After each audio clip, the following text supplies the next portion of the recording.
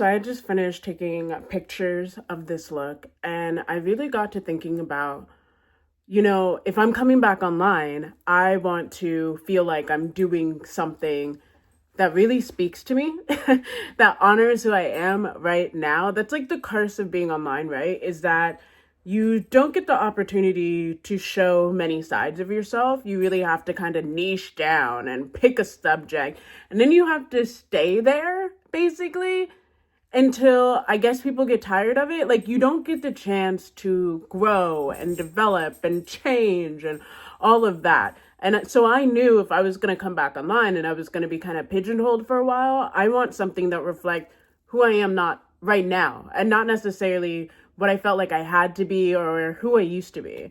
And when I think about who I am right now, I'm plagued with the question of, what do you want to be when you grow up? And it seems like such a silly question to ask yourself, but I think you'll be asking yourself that for the rest of your life. I don't think it just stops when you grow up. When I'm going to be turning 32 in August. I don't think it stops then. I don't think it stops when you're in your 50s. I don't think it stops when you're in your 70s. I think that you will always be asking yourself, what's next? Or what do I want to be when I grow up? And right now, when I think about what I want to be, in the past, I used to think things like, I want to be successful. I want to be a musician. I want to be all of these other things. And it's not to say that they aren't valid or they're not necessarily want to be what I want to be right now, but what I want to be when I grow up at this point in time is glamorous. I want to be able to, and glamorous has many different definitions. I feel like glam is a very personal thing. And when I say glam, I don't mean I want to be able to, flaunt excessive wealth. I don't think necessarily extravagance, although extravagance does play a part of my brand because I love to be a maximalist. I love the extra. I live in the extra. But I think glam to me mostly comes down to, I want to be able to have the luxury of time and beauty. When I was offline for a brief period of time, I think I was offline for like a month. I took all the social media apps off my phone and I could only access them via my computer. And I really, every so often, would want to pop up online, but then I'd ask myself, what am I even doing? Like, what am I about to post?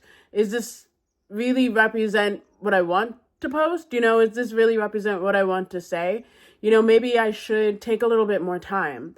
And when I was taking that time to myself, and really I was just doing things for me because there was no audience anymore. There was no people to kind of give me likes or give me comments of affirmation or whatever. It was just genuinely, I was doing things just for myself and for my own pleasure. I realize one thing that's consistent with me is, and I will do it whether I'm paid for it or not, is I will always be glamorous. I will always be extra. I will always choose loose leaf tea over the bags. And not to be like annoying or pretentious, but because I genuinely enjoy the ritual of like picking out my tea, smelling my tea, measuring the tea, putting it into the siepper, measuring the water temperature. I genuinely enjoy the process that takes into making a really good cup of tea. And that kind of enjoyment follows me in everything.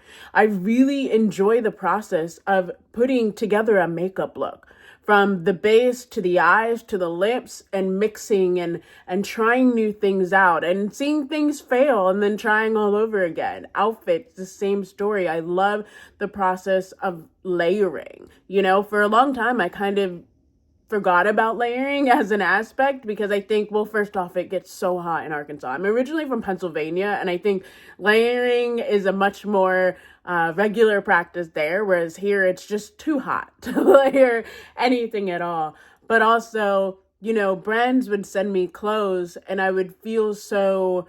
They would send me these pieces that you basically would just wear on your own. They're beautiful pieces. It's nothing about the clothes itself, but they are pieces that you would just wear as the piece as opposed to layering it, much like what I have done here today.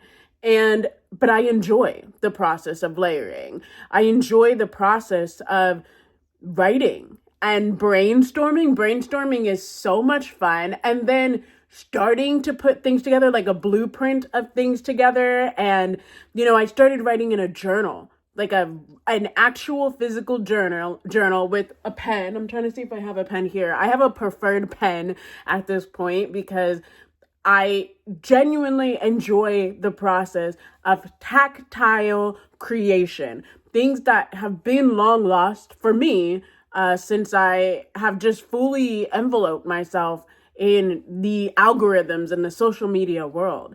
And I don't ever want to lose that part of myself, because I realized this is the part of me that was happy. The thing that I was losing in social media was I was losing the glam aspect.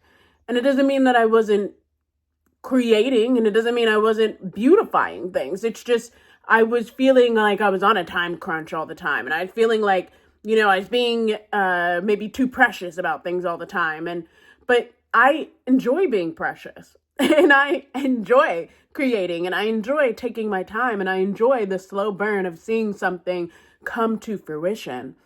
And all I want to be when I grow up at this point is just glam. I can't imagine. There's a part of me right now that's even like, should I even stay in Arkansas? Does Arkansas even feel conducive to glam, to my glamorous life? Because, oh my gosh, something else I've gotten to enjoy is just being in a robe. I feel my most glamorous. Not like this, okay? I actually feel my most glamorous when I am wrapped up in a cozy robe. Maybe I just worn some cozy pajamas. Maybe I'm still wearing like a cute matching pajama set with a robe over it, and then a nice warm cup of tea from my tea set specifically in front of the fire, curled up on the couch. And like knowing my boys are just running around me, just pitter patters, like that is when I feel my most like, oh my God, my life right now is so beautiful and precious, and it's everything I ever could have envisioned. Like that is when I feel the most me. That is when I feel the most glam. And so as I try to make an attempt to come back online, I'm like, how do I take that moment and try to teach others, encourage others to have a moment like that for themselves, whatever that looks like, because if I'm going to come back online, I don't want to add to noise. I feel like now when I scroll, I don't even scroll for very long, because I realize a lot of this stuff is noise. It's fear mongering disguised as education, or it's entertainment disguised as education. And I used to think that I like lived online because, oh, it inspired me. I'm always going to be able to find inspiration, or I need to keep up with the latest trends, or yada, yada, yada. We always find excuses as to support our vices, right? And those are mine. But I find way more inspiration out here in life, just even looking out my window right now, or picking up a book, and like a tangible book that I could whip through, feel the pages, draw on, all of that, and touching, physical touch of fabrics and all of that, and having to figure things out for myself. It's so easy to just go onto Pinterest and type in a concert outfit inspo. And there's nothing wrong with that. There's nothing inherently wrong with that. But it's more fun for me and more inspiring for me at this point. And I realized, since I don't have Pinterest as an easy access for myself, it's been more fun and interesting for me to go, okay, I have a concert that I'm going to. I don't know what to wear. Do I have a piece in mind that I do want to wear? And how do I make this piece work for the concert myself? And brainstorming different ways to put outfits together myself. And they don't all work. They don't all look good, but the trial and error, the play has been just, I want to encourage that play, the imagination, the slowness of things, the acting like, I don't have to be somewhere just this minute, so I can take that extra 1 or 2 minutes. And, I understand that time in and of itself is a luxury, which is why I used to, on Instagram, I used to encourage people to take even 3 minutes for themselves, just even if it's in the car before you go inside the house or whatever, just take 3 minutes to yourself, listen to your favorite song, have a dance party, drink some water, or take a breath outside, because even those 3 minutes to yourself is important. And I am lucky and fortunate enough that most of my life I get to kind of move to my own rhythm. I get to kind of flow and do things on my own time. But I just want to encourage others to find those pockets of glam for themselves, those little moments of glam for themselves, because I realized just how important glam is to me. And glam has always been important. This seems like such a frivolous thing. And yes, beauty, glam, all of that can be very superficial and frivolous. But you even think back to World War II and the importance of red lipstick. People were being rationed for all sorts of things, but red lipstick was missing from that list. Red lipstick was deemed important for a woman's, well-being, her morale. Women in the 20s and 30s, when they couldn't afford stockings, they still found ways by drawing the little line up the back of their legs to create that illusion, because glam is still just that important.